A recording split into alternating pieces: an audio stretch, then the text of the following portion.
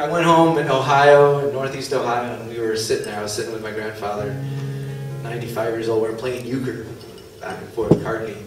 Any euchre fans here? Yeah. Oh yeah. It's kind of a trump game. We're sitting there, and he looks across the table at me, and he goes, Yashko. That's my Hungarian name, Yashko. He said, Yashko, let's go out in the garage and drink some Schlitz. I said, all right, let's go. So we walked out into the garage and we got some Schlitz, and he was chain smoking, and we sat in these lawn chairs with our knees touching, and he said, I want to tell you some stories. And he began to tell me, excuse me, about his time in World War II when he was based on Tinian Island in the South Pacific. And we were out there for three and a half hours just talking. I was asking him questions, and eventually he told me that he and his battalion guys built the runways that the Enola Gay took off from when it flew over Hiroshima. And I knew right then, I thought, wow, you know, that's amazing how people have stories inside of them.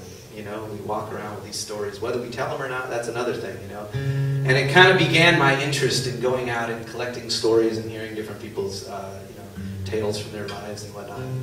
So he told me that. I knew it would become a song. It wasn't until a few years later that I wrote this called Abel, Baker, Charlie, and Dog. It's a title track from one of my CDs.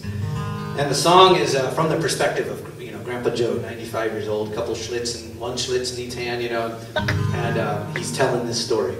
It's called Abel, Baker, Charlie, and Dog.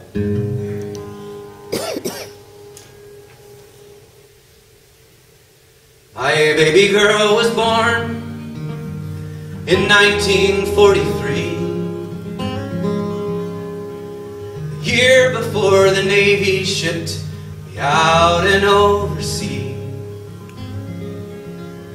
So I held her and kissed her, and I said my goodbyes,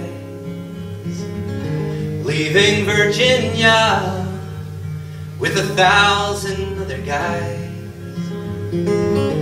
Leaving Virginia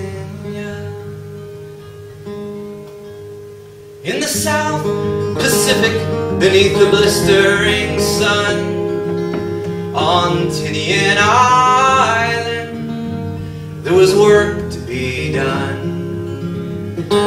4,000 Navy Seabees on the ground, crushing up coral and packing it down, crushing and packing it down.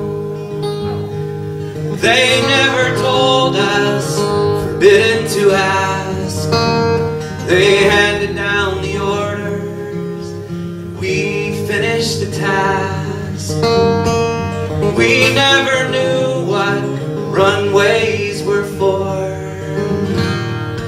They said our job would be the one to end the war. Now the Seabees work like hell till the work gets done. We built 4 long runways, laid straighter than guns, and the runways they glittered in the sunshine and fog, named Abel and Baker and Charlie and Dog. Abel, Baker, Charlie, and Dog. And the diggers and the cranes and my battalion guys, we paved the way to the Japanese skies. 8,500 feet made of coral and clay, we built them all just 53 days. We built them in 53 days. They never told us, forbidden to ask. They handed down the orders, and we finished the task. We never knew what runways were for. They said our job would be the one to end the war.